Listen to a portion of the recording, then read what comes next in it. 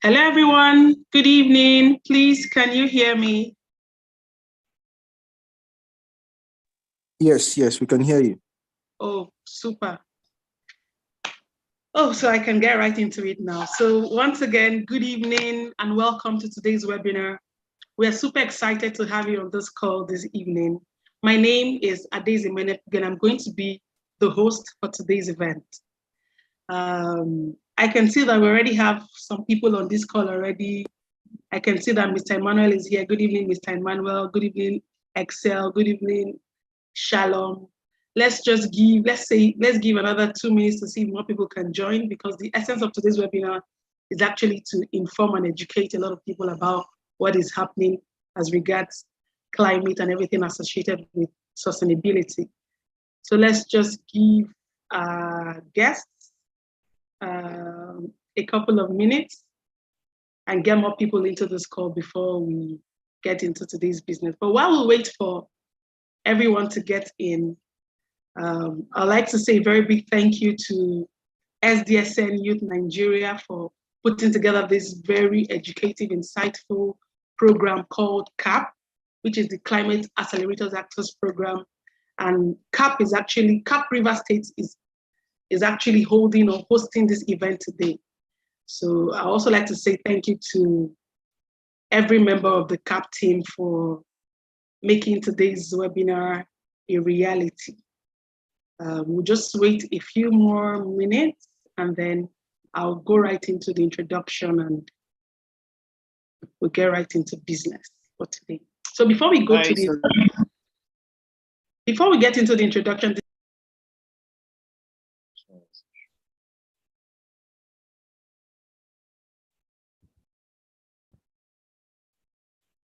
Hi, sorry, I'm just having a mic check to be sure. I'm not sure my mic is working correctly, but if you can hear me, I would appreciate to get a feedback.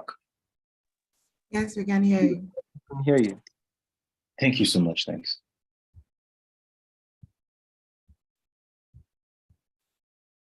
Welcome, sir.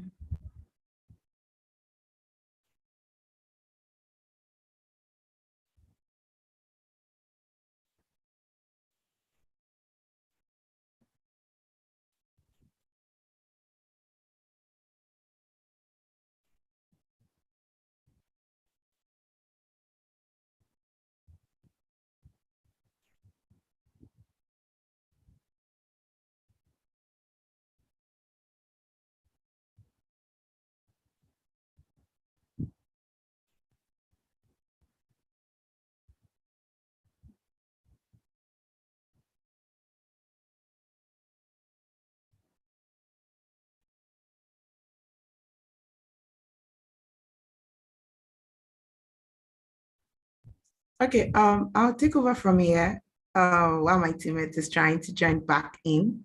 Welcome, everyone. Thank you very much for being on the call today. Please confirm for me that you can hear me and then I'll start. Yes, we can hear you. All right. Thank you, everyone. Welcome, Mr. Damilola. Welcome, Ms. Elena. I see you. And I'm so glad that you could make it. All right. Basically, this program is being pioneered by the United Nations. Yeah, the United Nations Sustainable Development Solutions Network, and basically the team in Nigeria.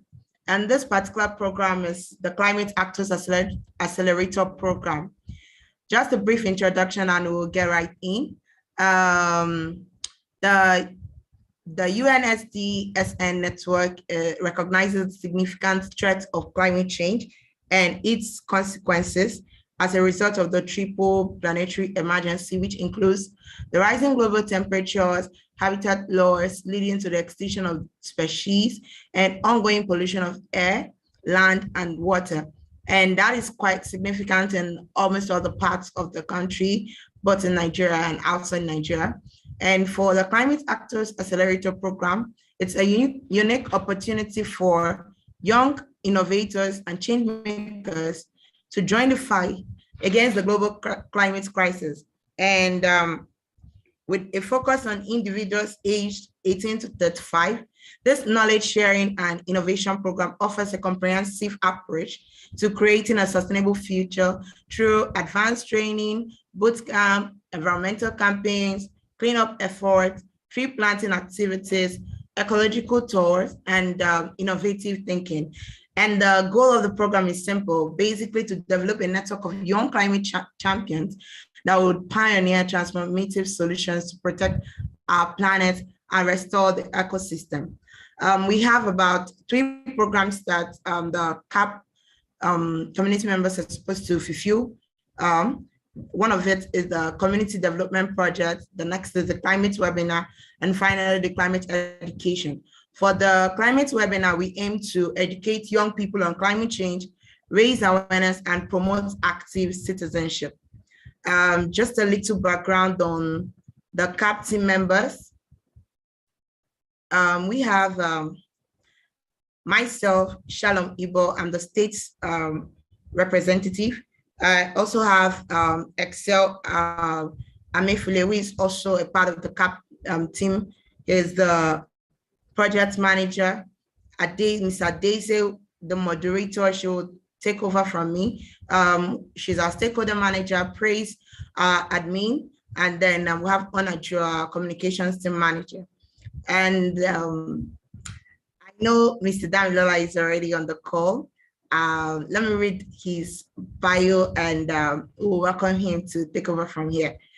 Mr. Damilola Hamid Balogun is a passionate youth, a lawyer and social entrepreneur with over 6 years of hands-on experience in advisory, service provision, collaborative research, youth-led advocacy, and a track record of meaningful impact in youth, communities, and institutions' inclusion in sustainable development affairs. As the founder and CEO of the Youth Sustainable Development Network, YSDN, Damilola is determined to not only raise conscious minds to lead a more sustainable path, but also drive bold and long-lasting changes through deliberate social action in Nigeria and Africa for the people and planet. The YSDN is an organization that champions the engagement and enhancement of youth as assets in the SDGs advancement, while also creating solutions. So far, under the leadership of Damilola, the YSDN has impacted over 5,000 youths and caught 258,000.11 tons of carbon dioxide emissions, organized 100 webinars, forged 20 strategic partnerships, and implemented 3 sustainable impact projects. So please, with a round of applause, please let's make welcome Mr. Damilola to the podium. You can have the floor, Mr. Damilola. Thank you.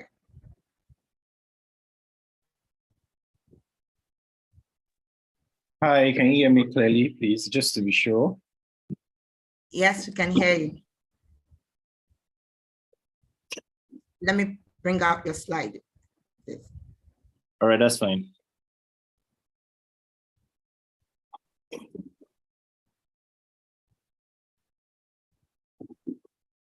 Yeah, so as we get ready for the slides, thank you so much, you and SDSN for the invites. Thank you so much, Shalom, for the invites. I mean, it means so much.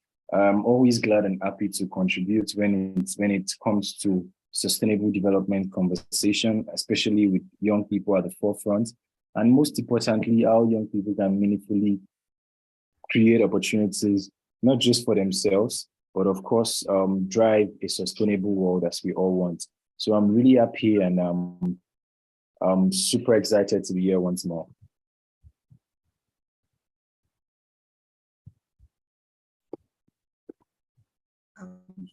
All right. Okay. Yeah, so I can start, right? Yes, you can. Thank you. All right, yeah.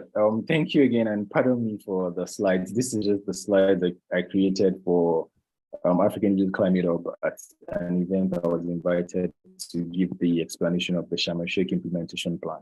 And I'm sure that quite a number of us are familiar with what climate change entails. Quite a number of us might also be familiar with acronyms like the UNFCCC, or what some people call as the UNFCCC, and what we also know as COP, as in COP, Conference of Parties.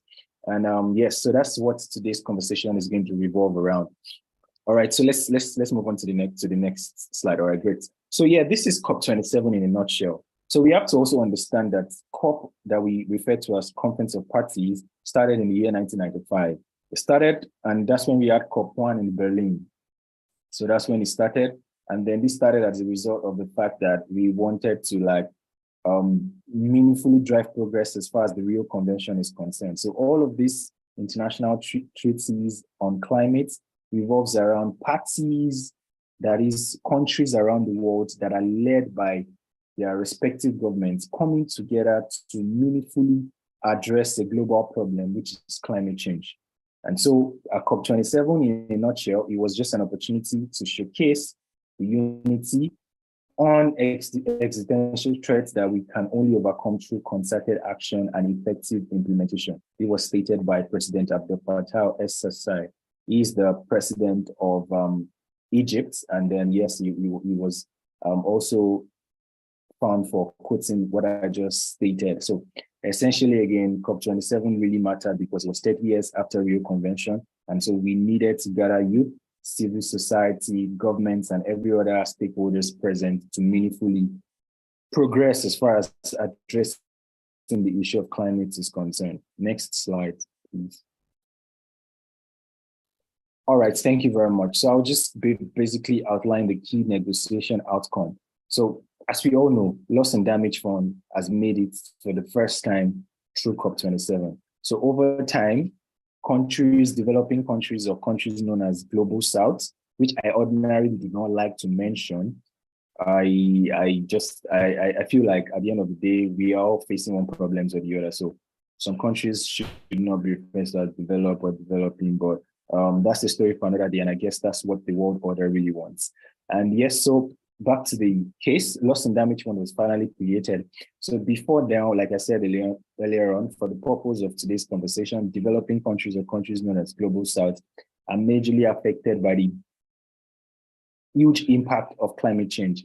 And so at the end of the day, it has been a concern for developing countries or countries in the Global South to actually ensure that since that they emit less, that countries from the Global North, or otherwise known as countries, developed countries actually emitting more, then they should be able to pay for this loss and damage that is being caused by the climate and climate change impacts generally. And so, for example, we have issues revolving around destructions of roads, desertifications, and all of that are really affecting developing countries and even countries in the small island and developing states. It was important that, yes, they have to get their acts together to ensure that countries in Global North actually begin to pay for the loss and damage fund. Yeah, that was agreed at COP27. Of course, facing our fossil fuel fate to make it a decision, because at the end of the day, we really are still battling with the issue of Russia and Ukraine crisis. And so it's only important that we are able to slow down. If we really want to champion renewable, we still have to be able to reasonably transition into what the future holds. So based on the parties negotiating and the final outcome of the Sharm el-Sheikh implementation plan, fossil fuel we did not make it to the decision. And so, yeah, it would interest you to know that according to the Article 37 of the Sharm el-Sheikh implementation plan, institutions for the first time, such as International Monetary Fund and World Bank, pledged to create access to climate finance, that is, provide finance to address the issue of climate change. And just as the recent closed meeting at the World Bank in Washington, D.C., the spring meeting, I mean, a lot of conversations, particularly not only on climate and climate finance, even the role of youth in addressing the climate change was actually very much championed during this conversation. Also, it will interest you that Article 48 talked about nature and ecosystem-based approach to be included in addressing the issue of climate change. And this final one on this page really interests me because it also drives that it is important that we have a multi-stakeholder and pluralistic approach to solving the climate crisis recognized. So we have the private sector, we have the academic institutions, we have the public sector, we have the civil societies. So Article 51 was clearly calling on everyone to create value out for themselves such that the issue of climate change is being addressed. Yeah, next slide. Yes, yes, negotiation continues. So COP27 implementation plan for the energy industry, because as we all know, a lot of greenhouse gas emission has been emitted into the planet. 70% or in fact, over 70% of it comes from the energy industry. So it is important to always prioritize the energy industry as far as negotiation is concerned. So yes, the Sharm el-Sheikh implementation plan promotes not only renewable energy, but also low emission energy in recognition of the unprecedented global energy crisis. So at the end of the day, still pushing towards SDG 7. How can we achieve net zero by 2050? How can we try as much as possible to decarbonize the oil sector to ensure that the climate is free from greenhouse gas emission? And this also brings me to talk a bit about Nigeria, not in the slide though. I'm sure we all know the Nigerian Energy Transition Plan. So that was created in conjunction with Rockefeller Foundation alongside the Sustainable Energy for All. So basically what the plan is to be able to strategically position Nigeria to successfully transition to clean and affordable energy by 2060 as pledged by the President of Nigeria, President Muhammadu Buhari, at COP26 in Glasgow, United Kingdom. So part of this is the fact that hopefully Nigeria gets to qualify for the loss and damage fund. That fund can easily be deposited and be used for the energy transition plan, especially that the energy transition plan of Nigeria articulated that they would need nothing more than 1 billion naira every year to be able to successfully transition into net zero by 2060 as pledged by the president. So hopefully Nigeria qualifies, and then that can be a strategic way to make best use of the loss and damage fund created. Okay, so moving on, strategic partnership and project announcement, the G20, Indonesia Just Energy Transition Partnership. There are quite a number of partnerships that were formed during COP27 in the lead up to addressing the issue of climate change and pushing towards energy transition. Next slide.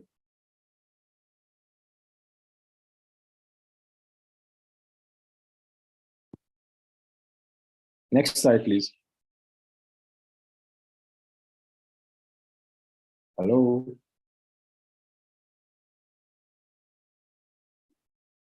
Can anyone hear me, please?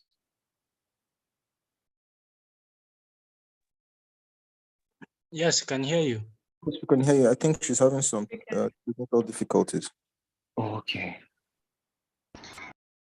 All right. Okay, so yeah, if you don't mind, I can just speak on. So some other part of the outcomes from the Sharm el-Sheikh implementation plan revolves around. Okay. All right, that's fine. If you can hear me, that's fine. I just would get back to Shalom whenever she's available. So some other crucial plan that from the sorry, I can't. Someone. All right, I'll just proceed. Just let me know when you're able to fix it. We'll just proceed regardless. Okay.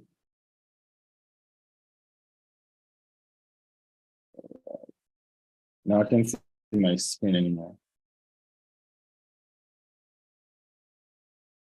Can you hear me, please? We can just proceed if you can hear me. Yes, we can hear you. We can hear you. All right, great. So part of the key action plan, yes. So key outcomes for youth participation. Thank you so much.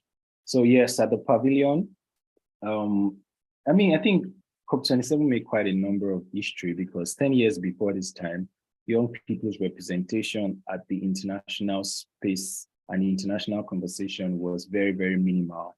And according to a survey that was done by Unify and UNGO Communications Working Group, it clearly stated that of the 137 pavilion visited, 76 pavilion or 55.47% had youth-related activities. That's very much interesting. And yes, pavilion at COP27, it was actually even stated that over 116 youth-related activities were held during the entire duration of COP27 in Egypt, most of which were conducted during the Youth and Future Energy Day on 10th of November. And yeah, this is absolutely true because I also took part in about 3 to 4 panel sessions that involved young people in the space for climate, and except one that I took part in a professional capacity. But yes, it's quite progressing. Next is, yes, recognizing the role of youth and children in addressing and responding to climate change. Article 87 stated that of course, young people have crucial role and are key agents to addressing the issue of climate change. I mean, just even having this kind of conversations amongst ourselves is a good way to go, because expressly states that we are not just raising awareness, we are also deliberating. And some of us, at the end of the day, in fact, all of us, we would learn one or two things from ourselves at the end of the day, which makes it very clear that we are not only working for the present, but of course also pushing towards the future, because as young people, we are not just the future, we are also the present. So yeah, next slide. All right, great. Yes, so for the first time, we had the first ever children and youth dedicated pavilion at COP27. Yeah, so that was the first time in the history of Conference of Parties. Of course, the recognizing UGO statements in Article 89 of the Sharm el-Sheikh Implementation Plan was also a boon for young people. And we also had international organizations like the International Labour Organization, ILO, and then the United Nations Environment Programme, and even UNICEF, pledging to close the gap of young people in developing countries, and particularly create over 1 million green jobs, supporting green entrepreneurs as far as development is concerned. Yes, it's important that all of these are just pledges, and while it appears that they might just say it for the purpose of saying it, I also think that it's a progress regardless, because at some point, like I said earlier on, 10 years back, all of this was not even recognized. In fact, it was very strange, or really strange, to find young people or youth generally in international deliberation and negotiation table when it comes to addressing the issue of international development. So it's still a progress, but at the end of the day, I think all of these articles that I've stated in a way should open our eyes to understand that there are quite a number of opportunities for us to even create value out of making the world better, ensuring that we create value for a better world, but also ensuring that we also create value for ourselves in order to make sure that we are able to sustain relevance in the nearest future. Next. So yes, what next after UNFCCC COP27?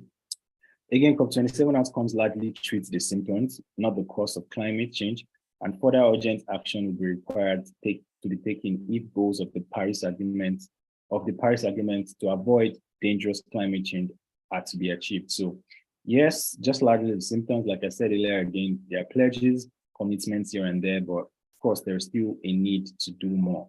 So we would identify that next. Thank you. Next slide. Yes, as I speak to you, there is a need to still define countries that qualify as vulnerable to decide funding arrangements established in the lead up to COP28. So we have to, there's still conversation as to what countries or party members actually qualify for the loss and damage fund that is being created. And yes, launch of the first ever global stake ahead of COP28. So the global stake also falls in line with, global stock take falls in line with one of the key agreements of climate, that is the Paris Agreement of 2015. So essentially it's just to track and assess progress of implementation of the Paris Agreement and its long-term goals. So for example, we are talking about the likes of NDCs, the nationally determined contributions of respective member states that are supposed to essentially project a document or a plan indicating their present climate strategy, and of course, also the plan on addressing the impact of climate.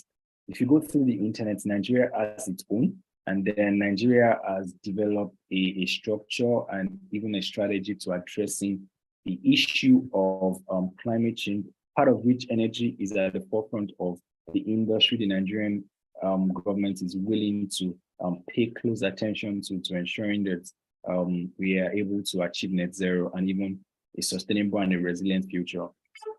Again, the next COP28 is to be hosted at the United Arab Emirates. And so COP27, the UAE and the United States signed the APIDEC 2022 earlier this month, which will see over $100 billion mobilized to ensure that clean energy is available by 2035. Next is integration of youth voices into global climate and energy engagements. This is something that I proposed using the Youth Sustainable Development Network strategy. So again, at the center of it, education is very important. Then next to it is policy recommendation and project implementation. So beyond the fact that we want to do research, which is very important, and of course, when people know better, they are able to do better. Education plays a significant role in addressing the issue of socioeconomic underdevelopment. So education is to be prioritized. And of course, again, policy recommendation, because at the end of the day, the essence of the Sustainable Development Goals is to leave no one behind. Particularly young people are to be given rights and space to share their perspectives and understanding when it comes to addressing the issue of socioeconomic development, part of which climate change is a crucial one. And beyond everything, I think there is an important need to build consciousness for action. As young people, we need to start taking action within our community. Great work the UN SDSN is doing, because of course, creating a platform like this to speak and to engage with stakeholders is one of the important ways to meaningfully address issues of climate change and other developmental goals that we have. So yeah, that brings me to the end of the conversation. Next slide, if there is anything, I think, yes, there is.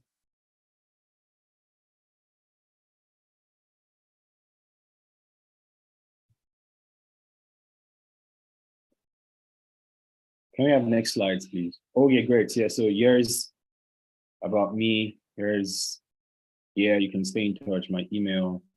And yeah, that's everything about me. It's good to be here. I'm happy to take questions now. Most importantly, learn from one or two comments if anyone has any before we progress. Or I wouldn't know if questions are to be taken at this point. I'll just hand over to Shalom to decide on the next thing on the agenda. Thank you very much.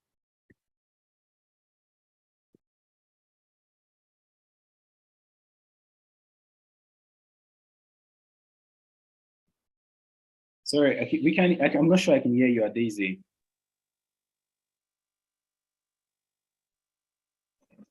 Oh, my mic was muted.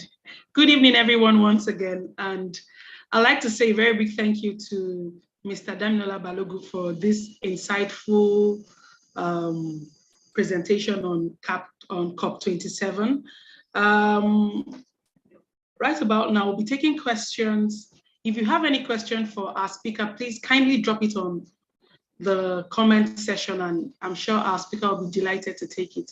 So Mr. Damilola, would you like me to read out the questions, or you just take it yourself? I don't mind reading it out to you anyways. All right, so let me not stress you, I'll just do it. Okay, so I think we have one question already.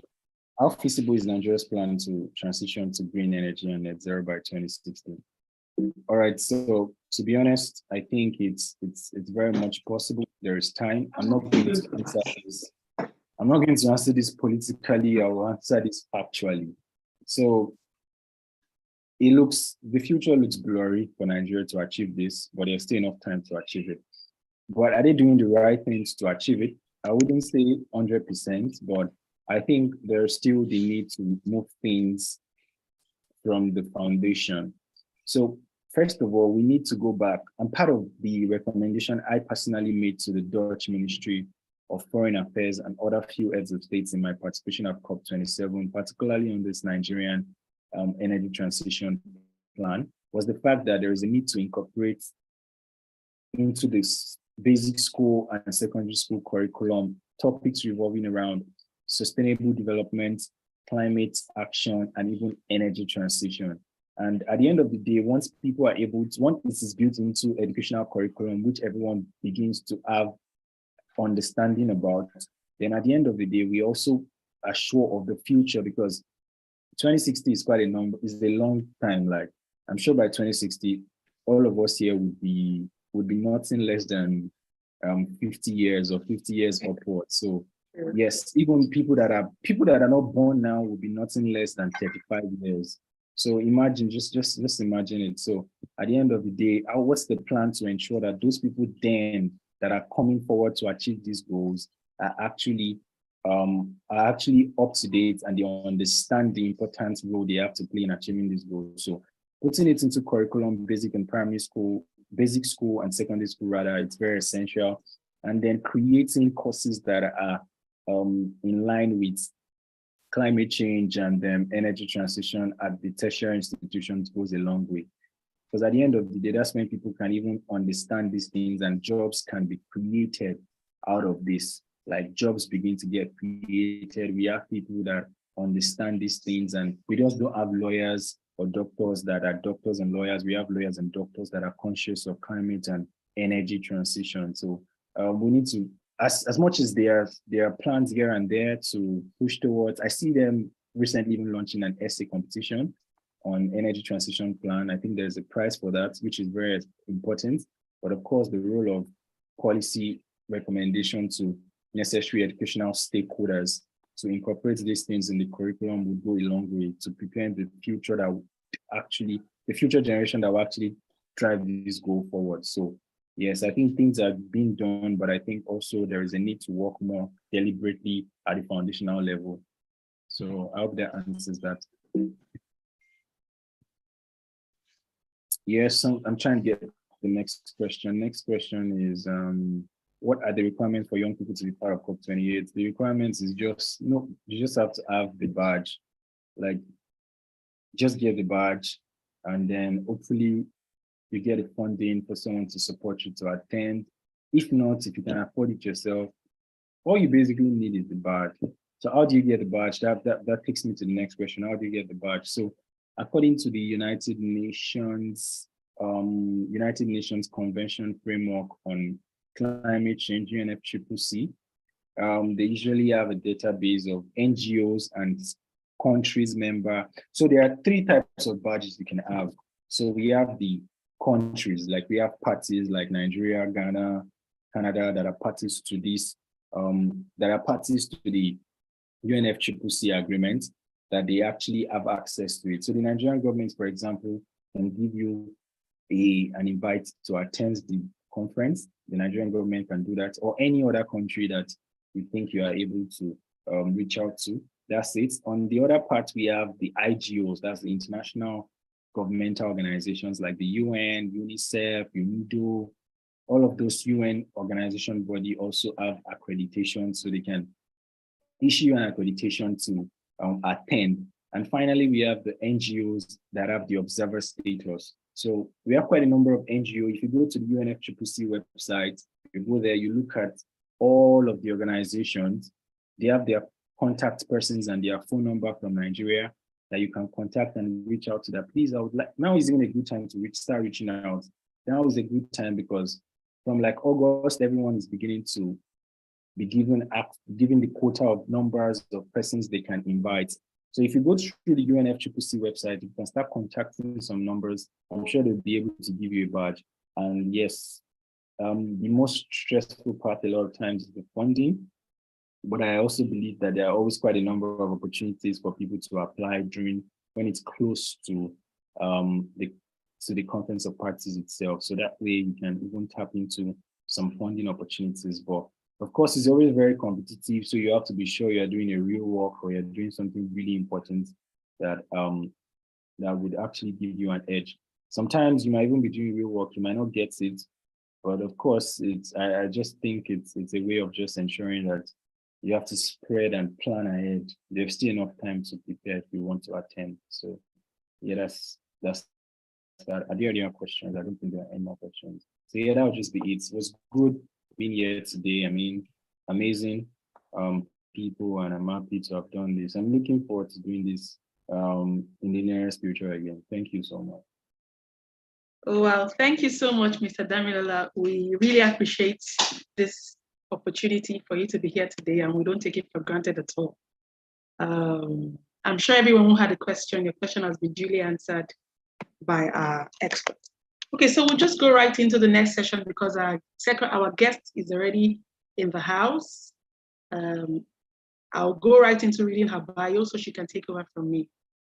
Okay, so about our speaker. Eleona Erezi is a management consultant with expertise in climate change, health system strengthening, and project management. She has participated in global efforts to build climate-forward solutions as a delegate to COP17 and COP27, advocating for mitigation, adaptation, and climate financing in the global south. Eleona contributes to impactful programs and interventions in the environment, health, and social sectors, utilizing her technical skills in policy formulation, program design, implementation, and evaluation. She's a board member of the Unite Nigeria chapter and a member of several youth networks, including Yongo, Yali, SDG 7 Youth Constituency, and UNYFY. Eleona is also an OMYV Fellow at Frederick Albert Stephen and other fellowships. So good evening, Madam Eleona. We are excited to have you here. So I'll just allow you flow. Thank you so much for honoring our invite. So Madam Eleona, over to you, please. Good evening, everybody. Can we hear me? Yes, we can. Okay, so thank you very much. And to our moderator, it's just Eleona, not Madam Eleona. I will appreciate that. Okay, so thank you very much. I think at this point I will turn on my video. Damilola is no longer on the call. I wanted to give him a shout out. And he has done a lot of work in trying to, explain the COP processes and the outcomes of the COP27 and all of that. I know what's going on. I think I'm being held anyway. Yeah, so I've gone through the agenda, and it's pretty much myself and Damilola, we pretty much handling the same conversations around the COP processes. And then I would like, since he has spoken a lot about the agenda for today, I will just touch on some other places which he might not have already touched on. Yeah. So first on our agenda here was COP processes and the history. I don't want to go through that again. He already ran us through the history, and honestly, we can go read about the history of UNFC and UNFCCC COPs on Google. And there are a lot of resources out there. Then the global stock takes and the national determined contributions, that's NDCs. He also spoke about the GSTs and the NDCs.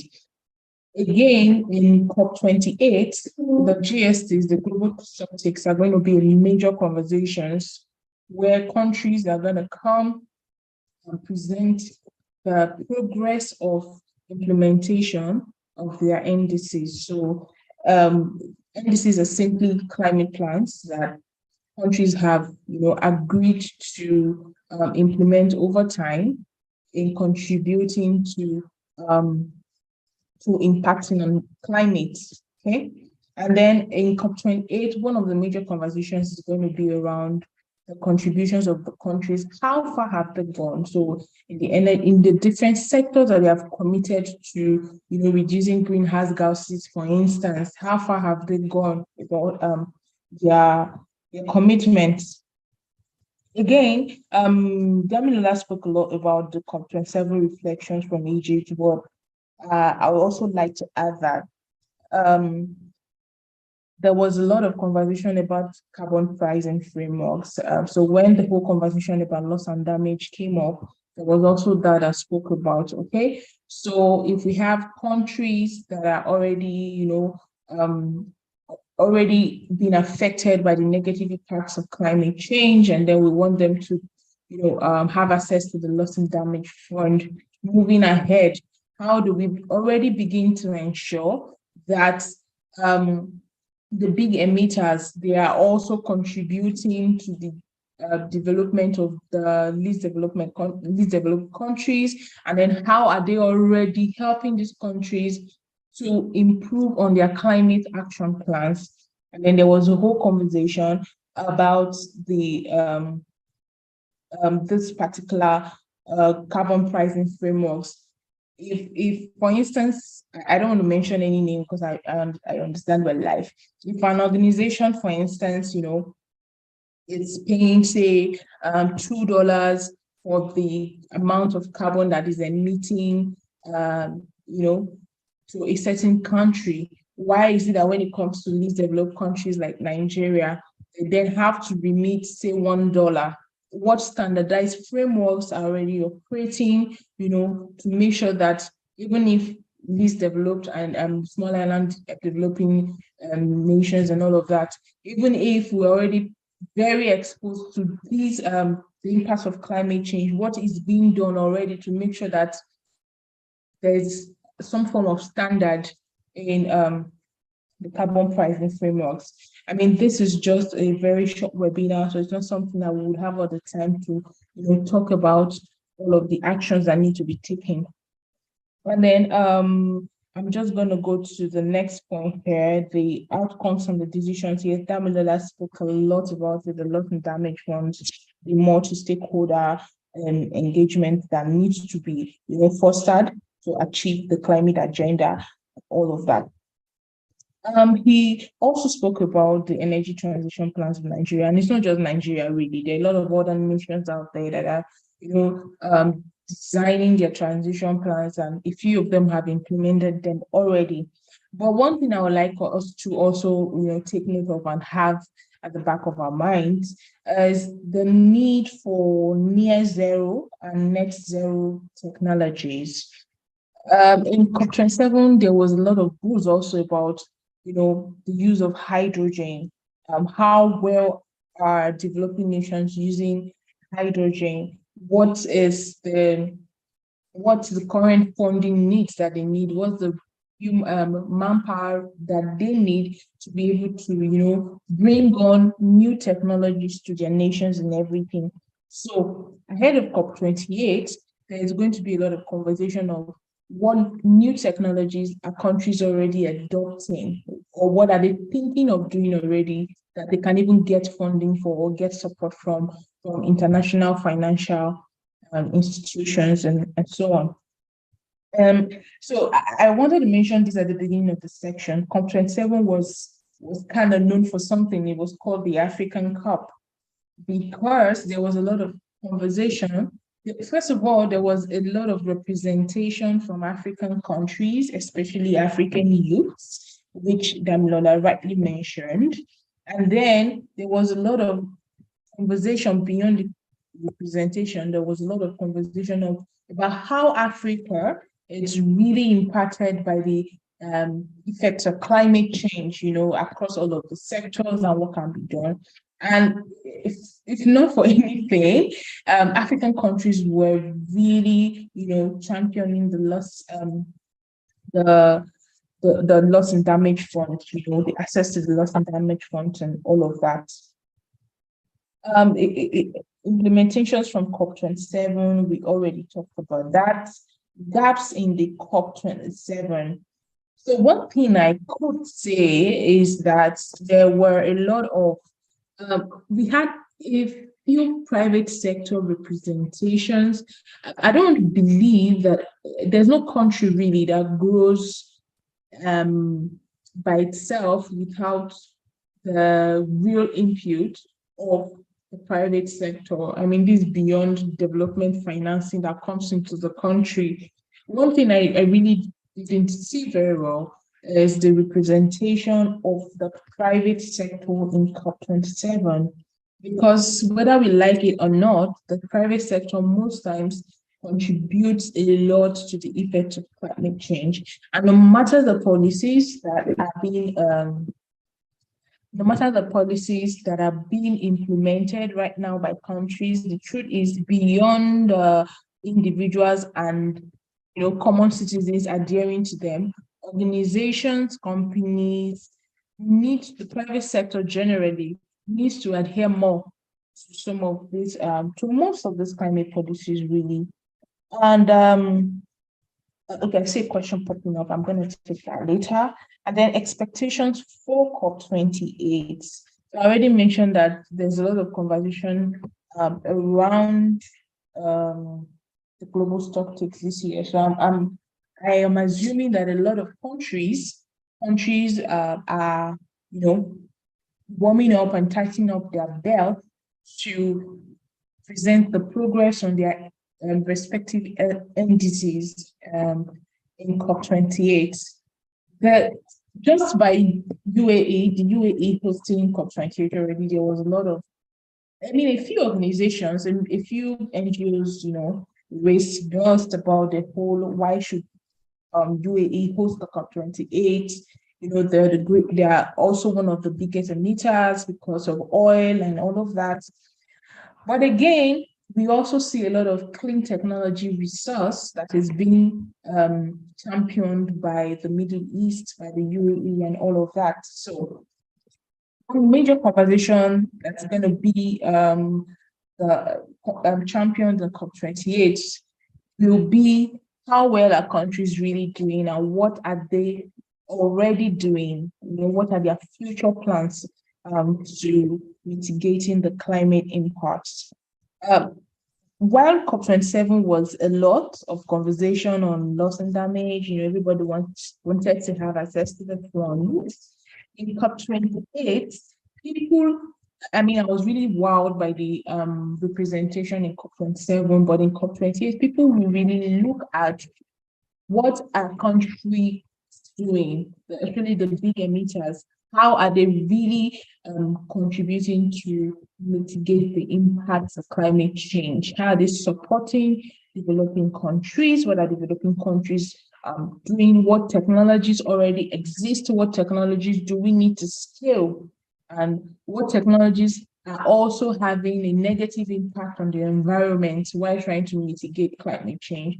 And that's one thing I really want you to think about ahead of COP28, beyond the whole conversation about loss and damage, which is still, going about for now, beyond the whole general climate activism and education, we should already start thinking about where is Nigeria's position in achieving her goals or her NDC goals, the things that she has set out to do in her NDC plans and all of that.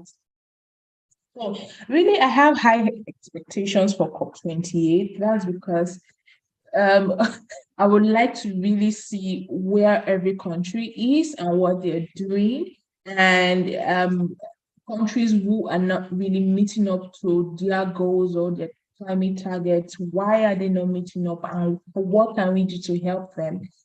And if they don't need the help, what can we do to sanction them?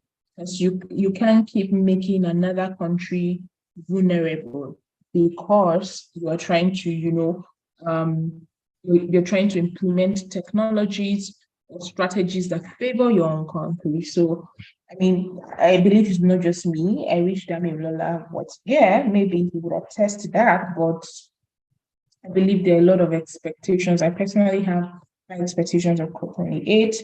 The next here on the agenda was strategies for better decisions and engagement in COP28. So one thing that generally we've observed over time is that we have a lot of experienced hands really that move the climate, that engage in the climate conversations. And one thing that will really help youth to engage more in the climate conversations, and generally the decisions that will be made will be that they would have enough knowledge of the COP processes itself and what COP28 will really be all about. Now, we already know that the climate change discourse, it's a really wide word, and it really cuts across the SDGs, really.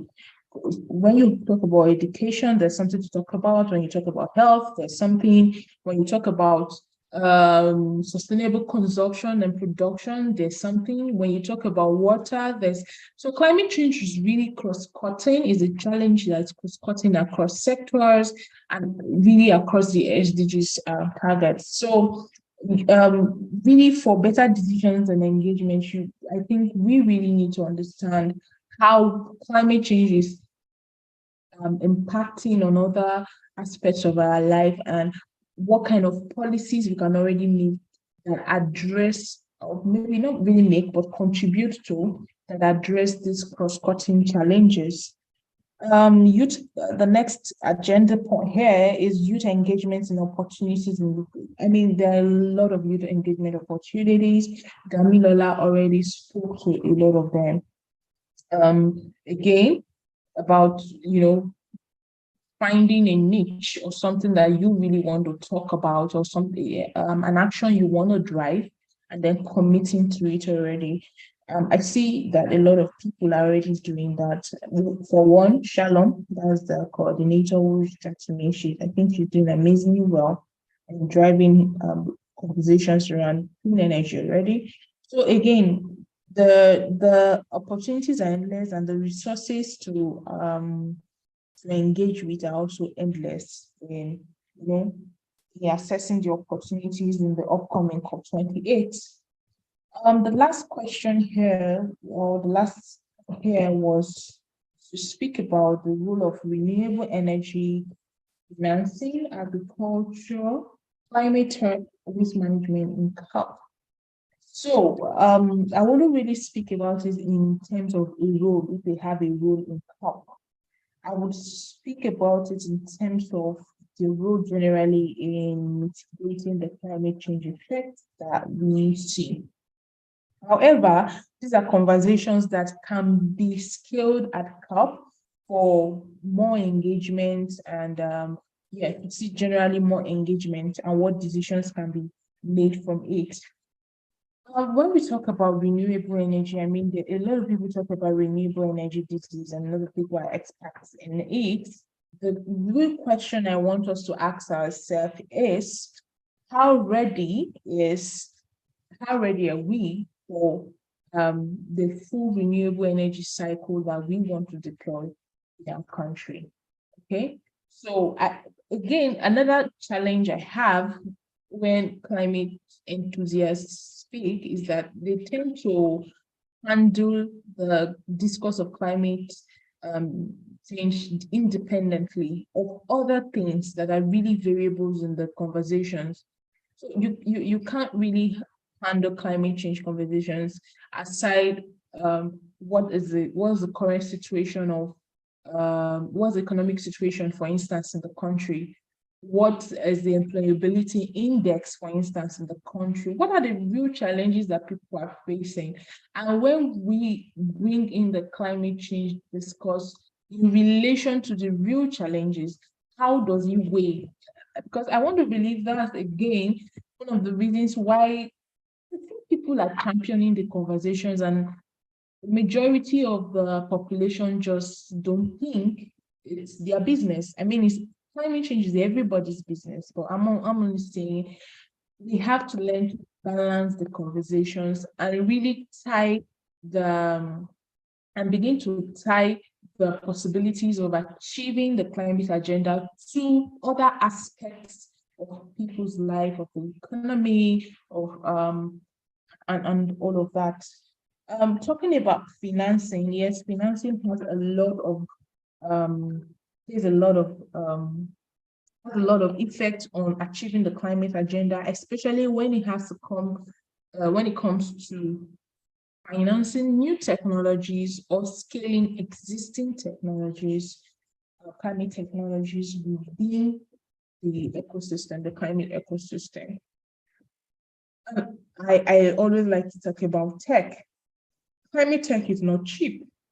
And that means climate tech needs a lot of finances, needs a lot of resources, needs a lot of deliberate investments. And that's something that we don't already see in Africa, for instance, or in developing countries generally, or the LDCs, the SIDS, and all of that. Climate tech, if we're going to get out of climate mess that we're getting into right now, we already need to start thinking of what type of technologies and what new technologies will address the challenges that we are facing now and even those of the future. And really, the way that we can do that, it's investing already in the climate technologies and scaling the, like I mentioned, the climate technologies that already exist. Research and development, research is a very important part of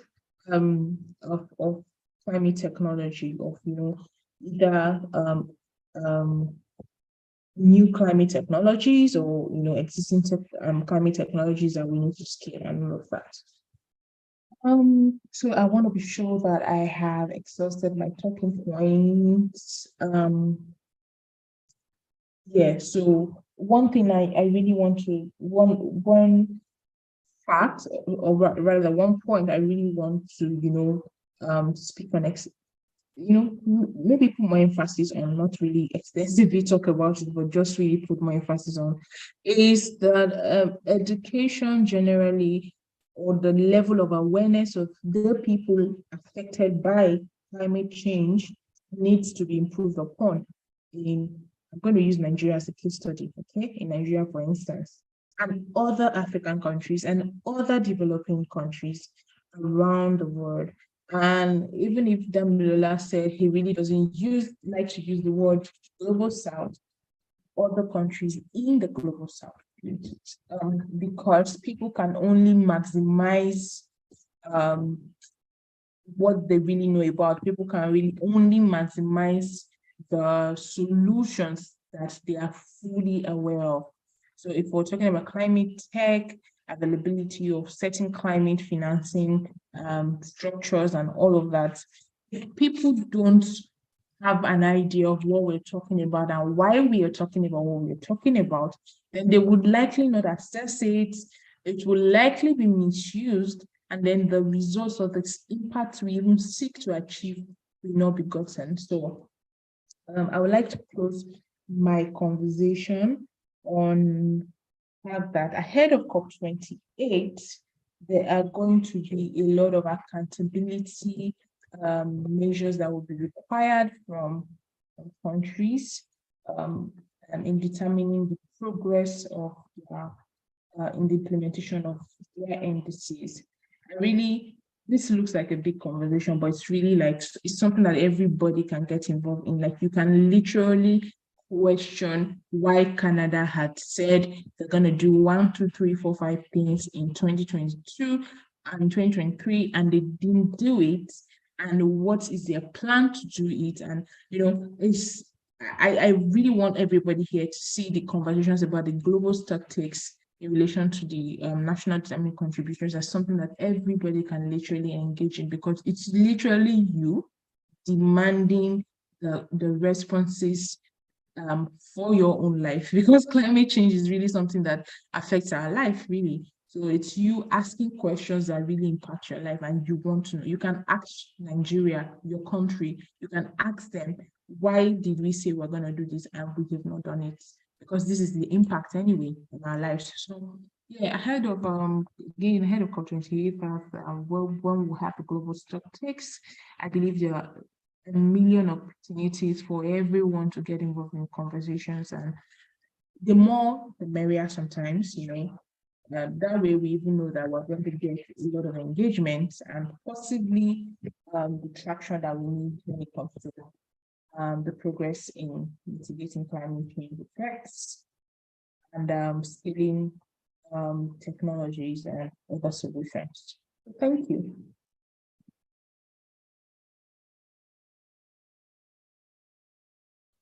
Oh, wow. Thank you so much, Eleona, for that very insightful presentation.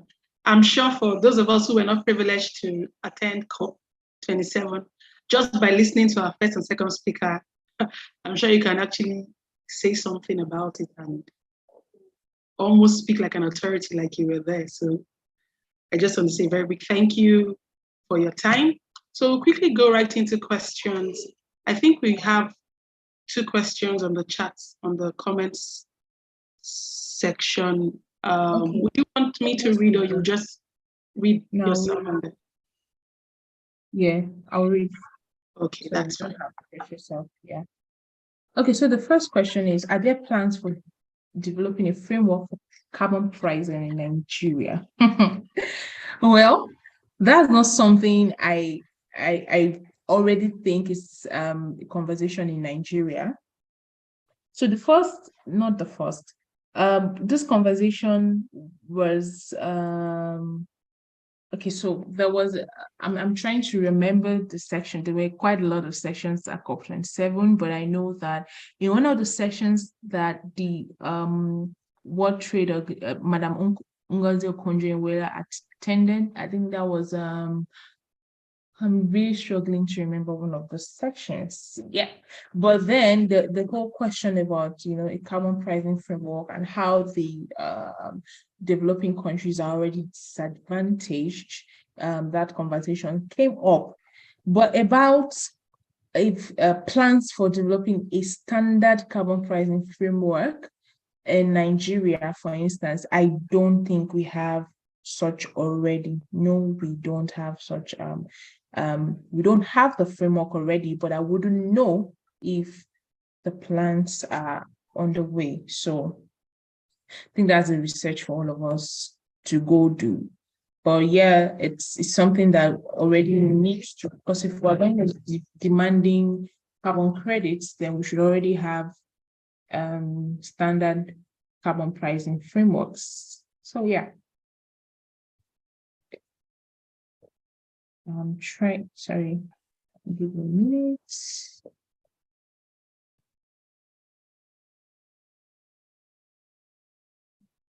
Okay. There's another question, actually. Can you see the second question? Oh yeah, so I was just trying to work on something on my system.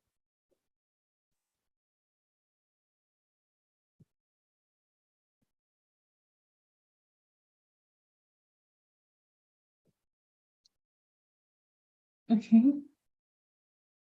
Oh yeah, so I can see the question. And yeah, in addition to Excel and my police question, over time in Nigeria, really there has been other carbon pricing mechanisms that have been utilized by different organizations and even the government of the country. But having, for instance, a standardized framework, carbon pricing framework, say for an Africa, for instance, or in Nigeria, and we can't even talking about the issue of the whole Africa. We already have the issue of different currencies where we don't have standard one unit of one type of currency that we use across Africa. So that's already a problem. Okay. And then it's a conversation I would like to take on further with you, if you don't mind. But then the whole conversion of carbon pricing frameworks, they be still dicey here and there in Nigeria. How is Nigeria's progress in the implementation of our climate plan from COP27? So, many of us know about the National Council of Climate Change that was just recently, inaugurated by the president. I believe that they're really doing a lot of work in trying to implement the climate plans of Nigeria from COP27. But again, like Damilona mentioned, and I also said that a lot of conversations from COP27 were focused on the loss and damage fund. I know that they are, doing their best in achieving the climate plans that Nigeria has. But ahead of COP28, I believe that they would already be, do more, do better to making sure that we're getting closer to our climate targets. So I hope I answered your question. That is and Excel. Yeah, that would be all. All right. Thank you so much, Eleona. We are truly grateful, the entire CAAP team, for this wonderful opportunity having you on this call. We know that it's not easy getting you like this, but we don't take it for granted at all. And on behalf of the entire team, we're saying a very big thank you. Sorry, I didn't put on my camera. Oh God, I forgot. It's fine. So I will just say shout out to everybody. All right. Hello, everyone. So hi, Shalom. Hi, Adeze. Hello.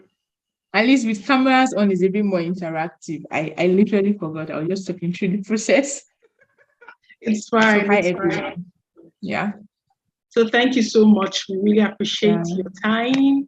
Thank you for giving us value. In fact, I feel like I already attended COP27 just by listening to you and the first speaker. So thank you so much. Thank you so much, Shalom and Adeze. All right. So we'll quickly go right into the last session for this webinar. I know our speaker is already on this call, so I'll just go right into it, read his bio and allow him flow. So our last speaker, Excel Ahamefule is his name. So let me just quickly read his bio. Excel Ahamefule is a civil engineer, climate activist, environmentalist, socialpreneur, researcher, certified project manager, and HSE officer. He is very passionate about finding sustainable solutions to socio-environmental challenges. As a proprietor of Eden Woodwatch Hub, an eco-friendly woodwatch business, Excel has planted over 250 trees across Africa. He is also a researcher at Sustainable Vibes, a global youth-driven sustainability-oriented organization where he contributes to sustainability discourse through research. In 2021, Excel led a team of young climate-conscious activists to River State communities, where they trained over 50 local businesses and 5 community schools on waste management and leveraging technology to improve productivity. In 2022, Excel volunteered with iRecycle initiative to implement the Let's Recycle campaign in River State, impacting over 3,000 women, men, and children in communities through training and sensitization on plastic pollution and its impacts. He works with other team members to help communities connect with recyclers where they receive incentives for recycling. Excel's global impact has been recognized with a 2023 Prime Player Award nomination by Sustainable Vibes. He also has a genuine love for poetry and art. He envisions continuing to share his insights and experiences in driving the cause of sustainability. So Excel, we are super excited to have you on this call. So over to you. Yes, thank you very much for that beautiful introduction. And I want to say a big thank you to our first speaker, Mr. Damilola, who is no longer with us, and also to Ms. Eleona, who have taken us through the journey of COP27. So as of now, I feel like we've been there and we're back. So just to head out, because we no longer have much time. So I'll be speaking on you can move the slide. So I'll be speaking on one part of the conference. So we know what the conference is. So for the purpose of those, since this is pre-recorded, for those who will be watching later, this is just a global convention for world leaders, government parties, and committed people who come together to plan and make progress on reducing the impacts of climate change. And then the COP27 was held in Sharm el-Sheikh in Egypt, which focuses on climate mitigation, climate adaptation, and climate financing. So yes, let's move a bit. Yeah, we know about the mitigation and adaptation plans. So this is basically, their focus was for mitigation to keep the efforts of and reduce greenhouse gases, so way below 2 degrees,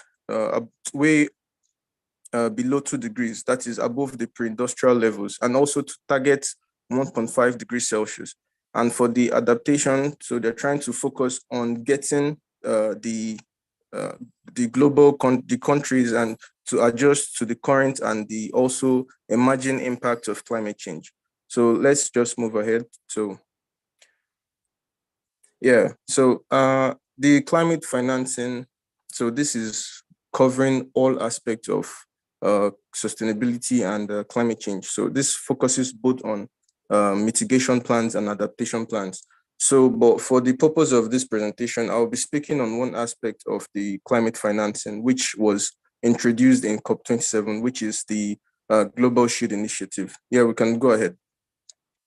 Okay, so we know that loss and damage has been a big topic over the years, and we know the impact that has been felt, especially in the global south. Sorry to Mr. Damilola, who doesn't like the term, but we know the impact that we've had. And also now the Global Shield Initiative. So this was formed in COP27 by the G7 group, which are developed countries, and also the V20 group, which is the vulnerable 58 nations across the world. So this plans to form like a collaboration to strengthen response for loss and damage, which was caused by climate change. So I will be making this like a conversation. So now for the loss and damage from the research and the excerpts that we got. So find out that this funding actually over the years, like let's say 80% of all human caused greenhouse gas emissions, uh, like from 1850 to 2015, has been from this V8, from these G7 countries, that's the developed nations. So if we look at it, we know that the development that the developed nations have gotten have been based on a lot of carbon emissions. And now loss and damage is trying to say that African countries and other countries in global south are trying to say that, okay, you have been the one that has been enjoying development and we are now suffering the impact. So you should be able to bear the brunt of the loss and damage. And this has gone on like a conversation over the years. And then in 2022, they finally had the Global Shield Initiative, which was applauded. However, there has been a lot of critics around this. Because if we look at this, yes, we can go to the next slide.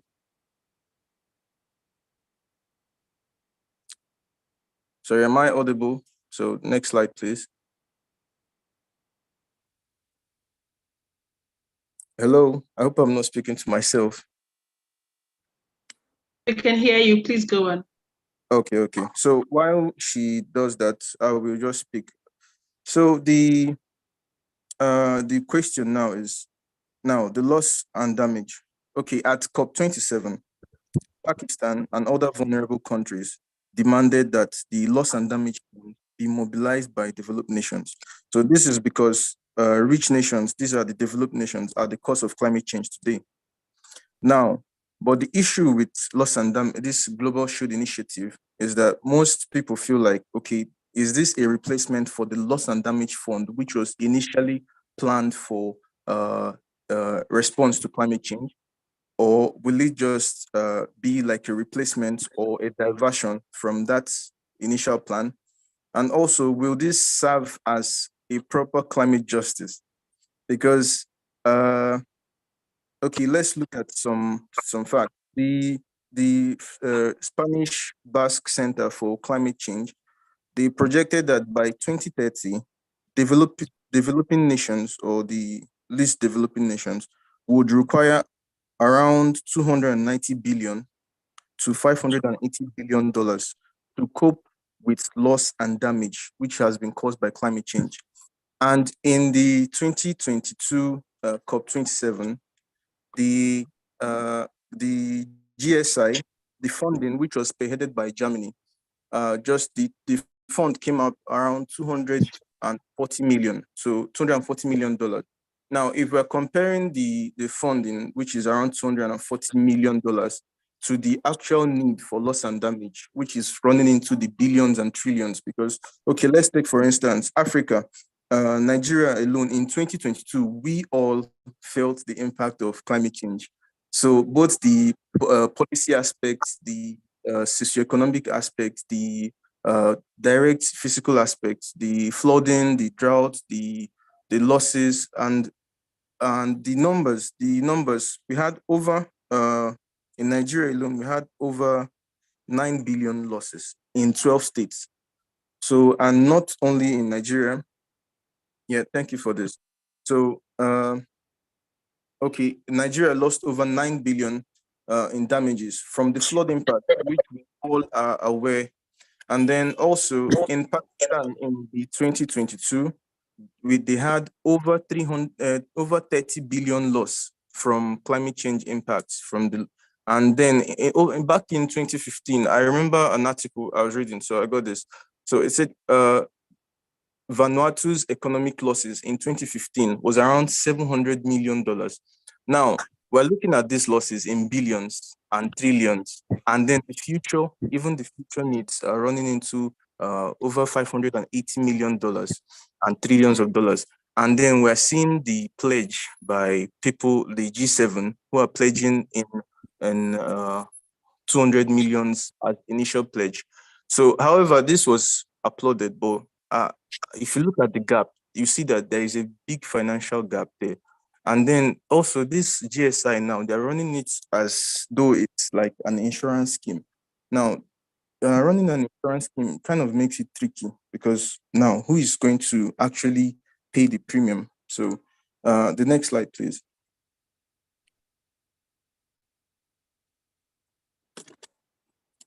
Can we have the next slide?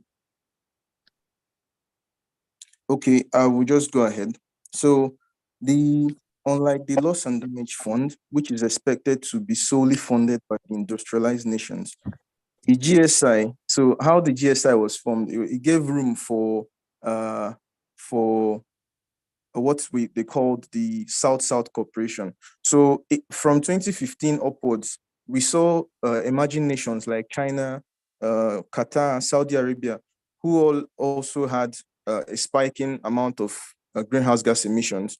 So, and now the developed nations are pointing, let me just use the term pointing fingers, that also these emerging nations will also have to, or are also encouraged to contribute to the Global Shield Initiative, which is not what the Loss and Damage Fund was all about.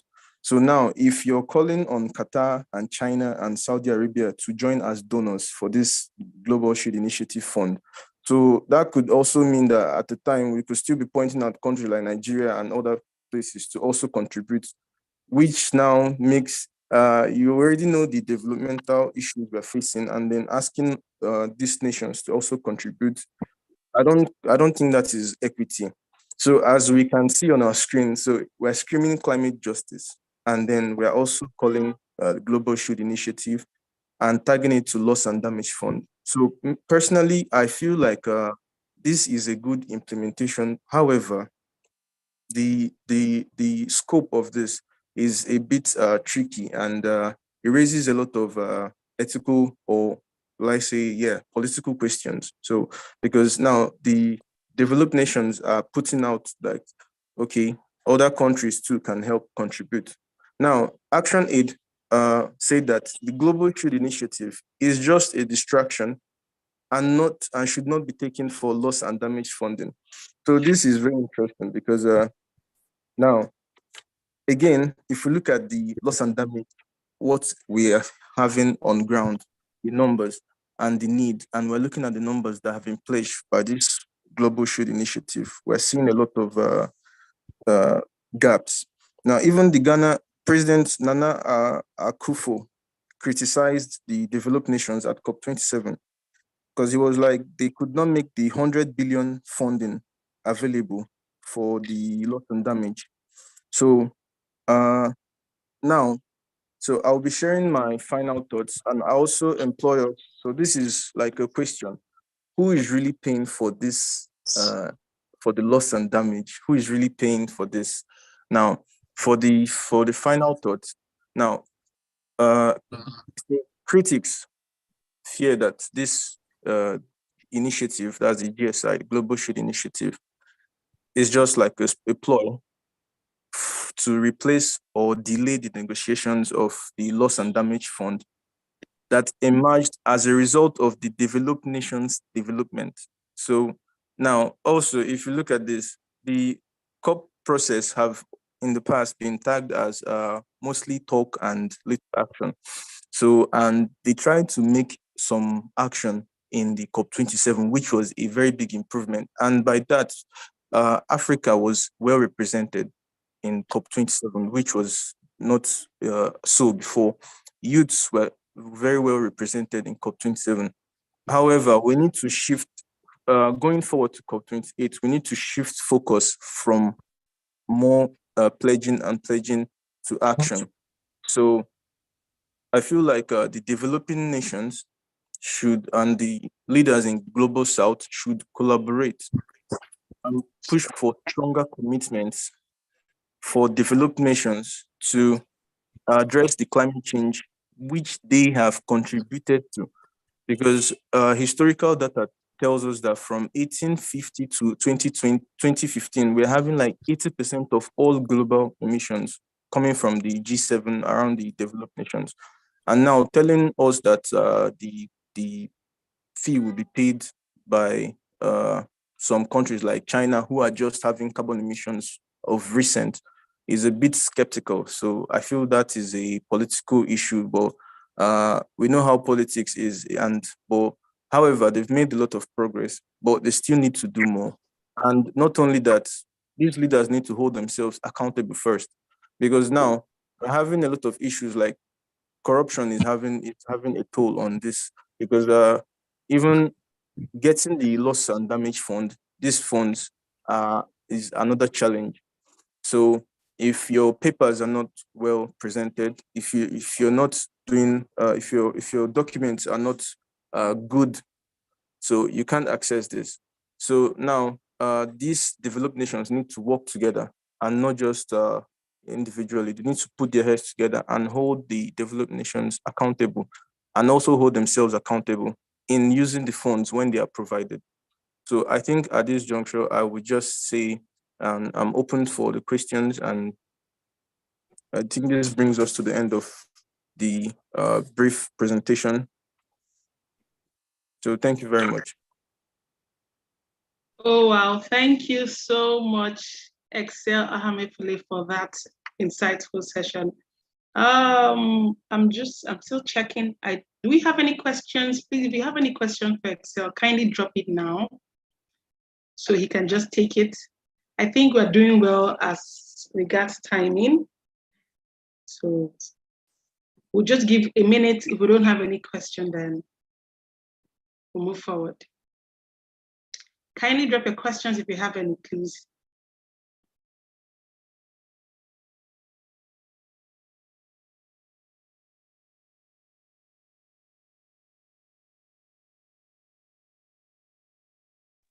Okay, so while questions are coming, I just want to use this opportunity to still reiterate some points and to say thank you to our previous speakers, and also thank you to UNSDSN for this opportunity, because this is actually like my first official virtual presentation, like a webinar, and it means a lot.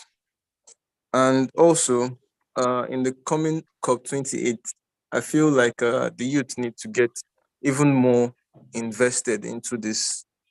And well, it's a progressive thing, and as we move forward, we will still have more impact. So I just want to say thank you to the organizers, and thank you, Ms. Adesi, and thank you, Ms. Elona, Mr. Damilola, and everyone here. All right. Thank you so much, Excel, and thank you to Mr. Damilola. Thank you, Elona. Thank you, Excel, all our amazing industry experts who have shared with us from their rich well of knowledge.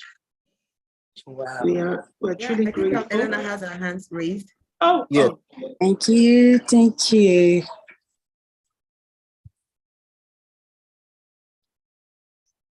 Yes, ma'am, you can speak, please.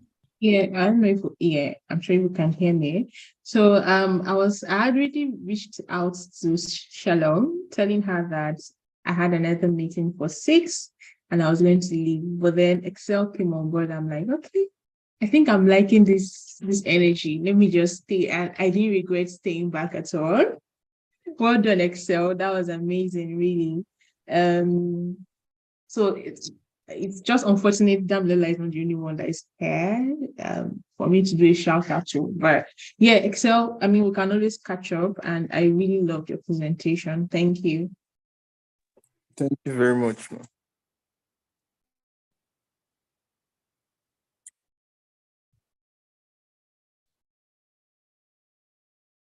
Thank you so much, Helena. Excel, you see, it was real value. Value. You just gave us so much value. Thank you so much once again, Excel. And I'd like to say thank you to everyone who has stayed from the beginning of this call till this moment. You guys are the real MVPs. At this point, I'll quickly hand over to my amiable state rep, Ms. Shalom. Over to you. I'm sure you have things to say. Okay, thank you so much everyone for joining us today. It was such like a huge pleasure for me. And thank you, Elona. I understand that you really have to run now. I'm very surprised to see that you are still on the call. Thank you very much. Maybe we can all turn on our cameras for those that can. So we just take a quick photo just to represent the webinar. In case if you can. Let me see if I can get, yeah.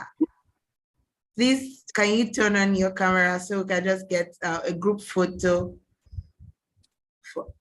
of everyone?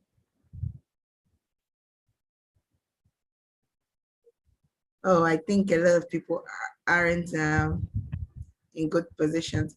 But if you have any questions for us, please drop in the chat. I'll just give my closing remarks. Thank you very much, everyone, for being here. It was such an amazing conversation. Okay. More people are turning on their cameras. Oh, that's lovely. Okay. So, should we take the picture now? I think we should take the picture now. Oh, okay. All right. Cheese. Thank you. I see your beautiful smiles. Thank you very much. Thank you, everyone. Yes, I've taken the picture. Thank you very much. Okay, so thank you everyone once again for being here. It was such an amazing, we had such amazing panelists, and we had an interesting conversation ongoing. And I hope that we would continue these conversations in our various units and various areas. You can share some of this insight that you have gotten. And I'm also going to ask each of the panelists if I can share their slides so that we can be able to have that distributed by UNSDSN. So once again, thank you everyone for making out time to be here. We truly appreciate it.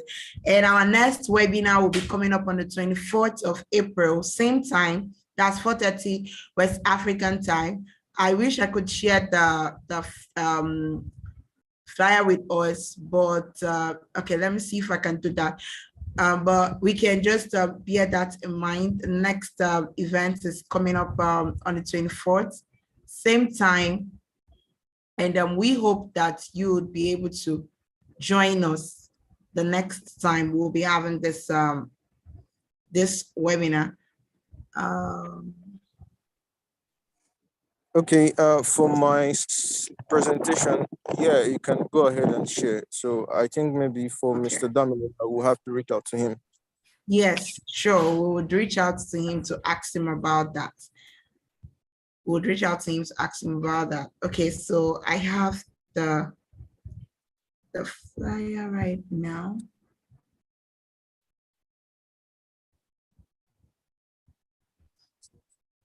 Okay, this is the flyer for the next webinar, and we'll be addressing climate and sustainability strategies for action. So we'll be driving more global talks and discussions, and also looking at how different organizations are tackling the climate change crisis in their countries. As you can see, we have representatives from 3 different countries. We have someone from the United States of America, Dr. Sajid Wijasuria, and we have Ewube Kelly from Cameroon. We have Michelle Sebastian from UAE, and she had experience. She's born in South Africa, but currently working in the UAE, that's the United Arab Emirates. So you'll be hearing directly from someone that is going to be a part of those hosting COP28. And we also have one of our CAAP real estate actor, Praise Farah, who is the founder of Trillions Africa. It's going to be an interesting conversation. I'm looking forward to seeing everyone in that event that day. So once again, the date 24th of April 2023, 4:30 p.m. same time, and we'll be sharing the links across to everyone.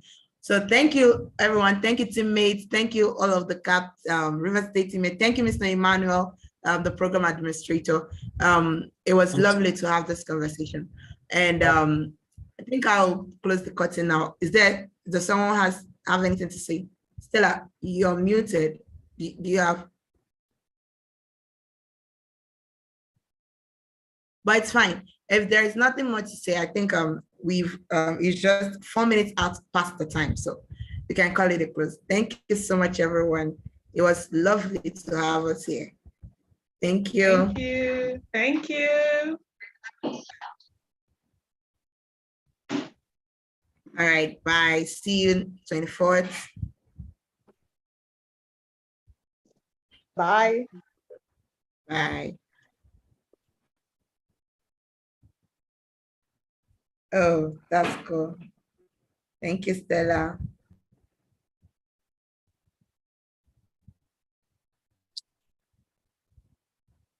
Okay. Okay, Mr. Manuel. Oh, thank you. Yes, thank you.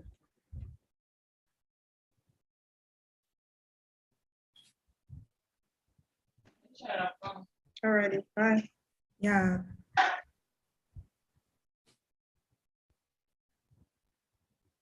Thank you.